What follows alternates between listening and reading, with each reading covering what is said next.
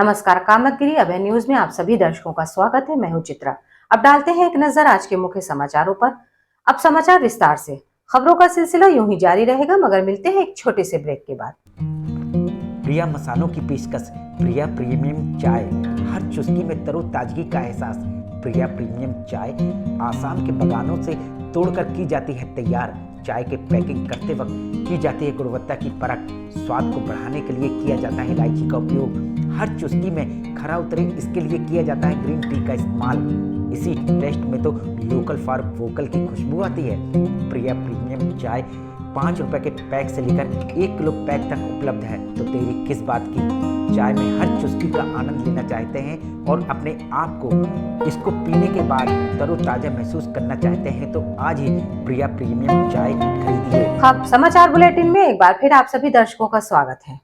बरगढ़ थाना क्षेत्र में व्यापारी के 13 वर्षीय पुत्र के अपहरण, फिरौती और हत्या की सनसनीखेज वारदात ने पूरे जिले में आक्रोश फैला दिया है। आरोपियों ने मासूम बच्चे के अपहरण के बाद परिजनों से 40 लाख रुपए की फिरौती की मांग की थी। फिरौती की रकम पूरी न होने पर आरोपियों ने बच्चे की नृशंस हत्या कर दी। पुलिस जांच में सामने आया है कि आरोपी पहले व्यापारी के घर किराए पर रहते थे और बाद में पड़ोस में ही किराए के मकान में रहने लगे थे। इसी दौरान उन्होंने वारदात को अंजाम दिया। हत्या के बाद आरोपियों ने शव को बक्से में भरकर जमीन में दफन कर दिया था। मामले का खुलासा आरोपियों की गिरफ्तारी के बाद हुआ। आरोपियों की गिरफ्तारी के दौरान पुलिस से मुठभेड़ हो गई। मुठभेड़ में आरोपी कल्लू पुलिस की गोली लगने से मौके पर ही ढेर हो गया, जबकि उसका साथी इरफान पैर में गोली लगने से घायल हो गया, जिसे इलाज के लिए अस्पताल में भर्ती कराया गया है।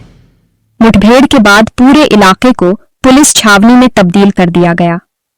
मुठभेड़ में मारे गए आरोपी कल्लू की पहचान को लेकर व्यापारियों में भारी आक्रोश देखने को मिला। व्यापारियों की एक टीम शव की तस्दीक के लिए चीरघर पहुंची और सील बैग में रखी लाश की पहचान सार्वजनिक करने की मांग की। व्यापारियों का कहना था कि असली आरोपी की लाश की पुष्टि के बाद ही राष्ट्रीय राजमार्ग पर लगाया गया जाम खोला जाएगा।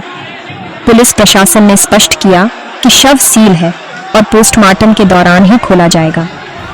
हालात बिगड़ते देख जिलाधिकारी पुलकित गर्ग मौके पर पहुंचे और व्यापारियों से संवाद कर जाम खोलने की अपील की। स्थिति की गंभीरता को देखते हुए पोस्टमार्टम हाउस में भारी पुलिस बल तैनात कर दिया गया है ताकि किसी भी प्रकार की अनहोनी न हो। पूरे परिसर में कड़ी निगरानी रखी जा रही है। पुलिस और प्रशासन हालात पर लगातार नजर बनाए हुए हैं और शांति व्यवस्था कायम रखने के प्रयास जारी हैं।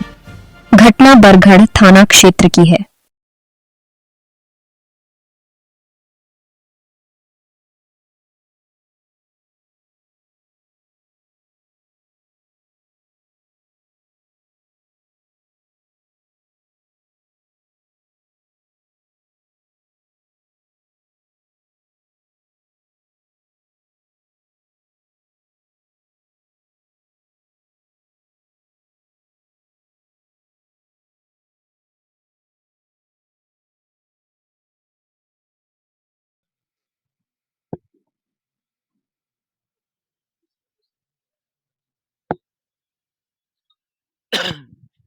वजह तो कुछ नहीं थी भैया।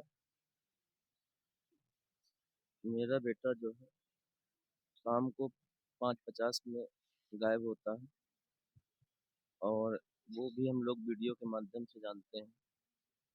और 8:29 पे मेरे पास एक फ़ोन आता है। उसने बोला मुझसे कि तेरा बेटा कहाँ है?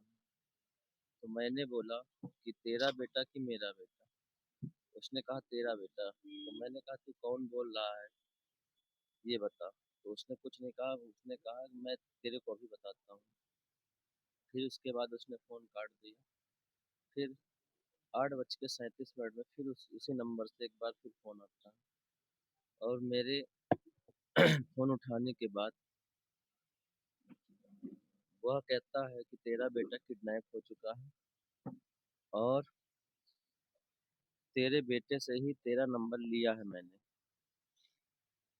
तू 40 लाख रुपए फिरौती लेके घाटी पे आ जा। तो मैंने कहा कौन सी घाटी पे आना।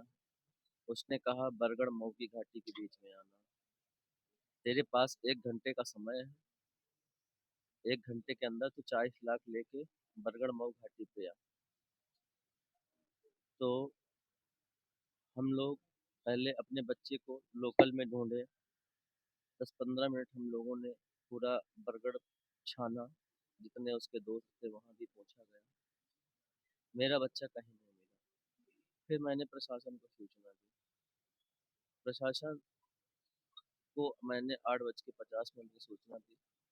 प्रशासन लगभग 1 घंटे में मेरे पास आया और उसने छानबीन की, लेकिन कोई पर्याप्त सुराग उन लोगों को नहीं मिला।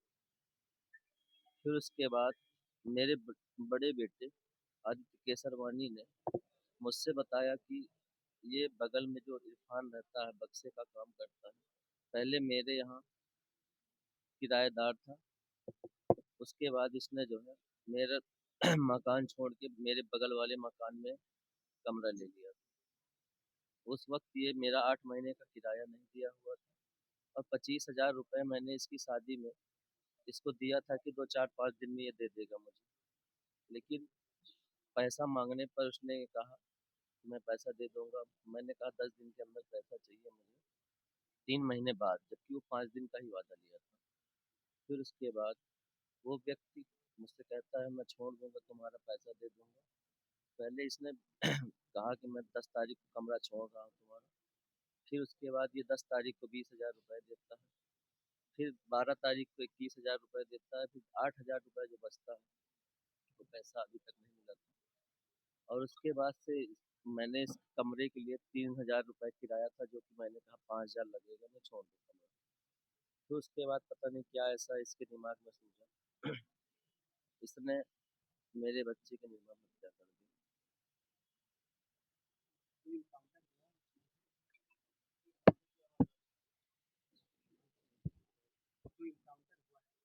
मैं इस ये सर, जब हम लोग 10 बजे अपने घर के पास पहुँचे तो पता लगा कि जो है मैंने अपने बगल में पड़ोसी रहता है जो सिम का काम करता है, उससे मैंने वो मैंने उसको नंबर दिया, उसने ट्रेस किया, पता लगा सिम बरगढ़ की ही है। उस सिम जब मैंने ये बात कही तब वो कातिल मेरे बगल में ही था और वो सब सुन रहा था। फिर उसके बाद हम लोग वीडियो फुटेज देखने गए सामने, तब भी वो मेरे बगल में ही था। फिर उसके बाद मेरे प्रकाश भाई ने कहा कि तुम लोग यहाँ क्या कर रहे हो, जाओ। तो वो फिर वहाँ से चला गया। फिर 10 बजे वो वहाँ से गया। फिर हम लोग ढूंढने बच्चे को निकल गए, लेकिन अभी तक लगभग 12 बजे तक ऐसा कुछ नहीं लगा। फिर मैंने एसपी साहब को बताया कि मेरा बच्चा बोल रहा है कि 3-4 दिन से उसकी रैकी कर रहा है। तो ये जो है आए और उन्होंने उसका नंबर सर्विलांस में लिया और लगभग 1:45 बजे हम लोग इसके घर पे पहुंचे। 12 बजे पहले ही ताला तोड़ के इसको ढूंढा गया, लेकिन बच्चा कहीं नहीं मिला। फिर ये 1:45 रात, 10 बजे बंद, ताला बंद करके 1:45 रात ये आता है अपने उसी कमरे में जहाँ इसने बच्चे को मार के दफना दिया था, लेटरिन के टैंक के पास। और पुलिस उसी समय आ गई और ये भी उसी समय आ गया। पुलिस ने इसको पकड़ा, इसको ले गया। उसके बाद फिर जो क्या हुआ ये पुलिस ही जानती है। ये किस तरह की मांग करते हैं, क्या होना चाहिए, किस तरह से न्याय मिलना चाहिए आपको? मुझे सबसे बड़ी मेरी मांग ये है कि जो मेरे बच्चे का कातिल है उसका नाम इरफान अंसारी है और एक उसका सहपाठी जो है वो कल्लू है। तो दोनों का एनकाउंटर होना चाहिए और मेरे बच्चे को मुझे न्याय मिलना चाहिए।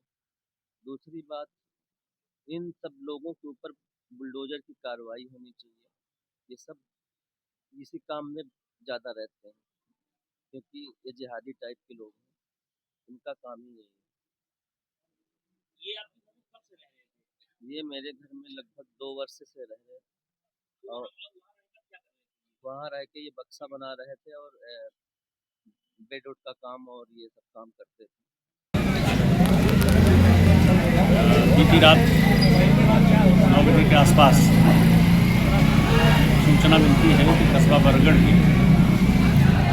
अशोक जी के बेटे को कुछ लोगों ने अगवा कर लिया है और टेलीफोन की 40 लाख रुपए की फिरौती है। अशोक केसरवानी जी की इस सूचना पे तत्काल स्थानीय पुलिस जिले के लगभग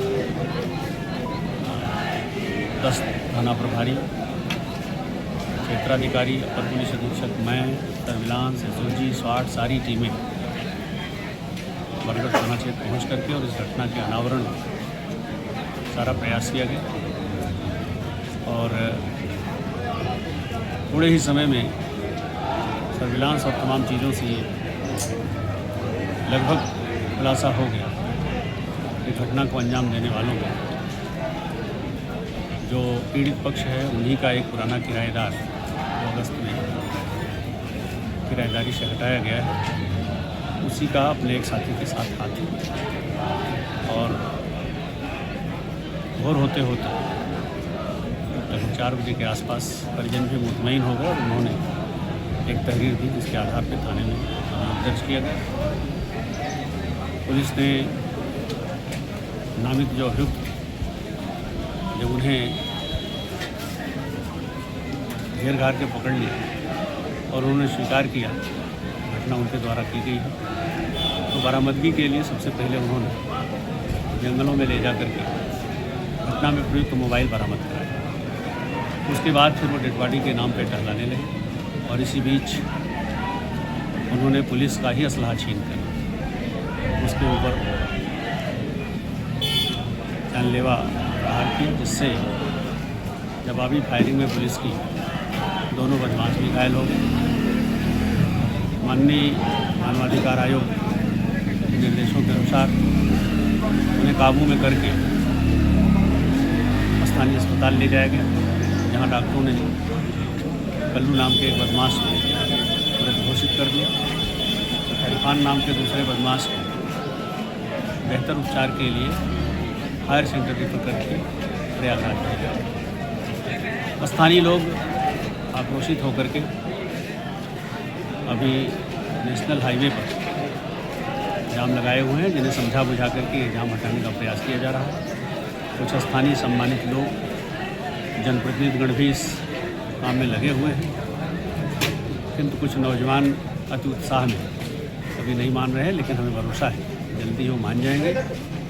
और मीडिया के माध्यम से मैं सभी नागरिकों को आश्वस्त करना चाहूँगा कि जिस तरह से त्वरित और कठोर कार्यवाही विधि के दायरे में हुई है, आगे भी विधिक दायरे में जो कठोरतम कार्यवाही होगी वो इस घटना में की जाएगी और पीड़ित परिवार को हर तरह से न्याय दिलाया जाएगा।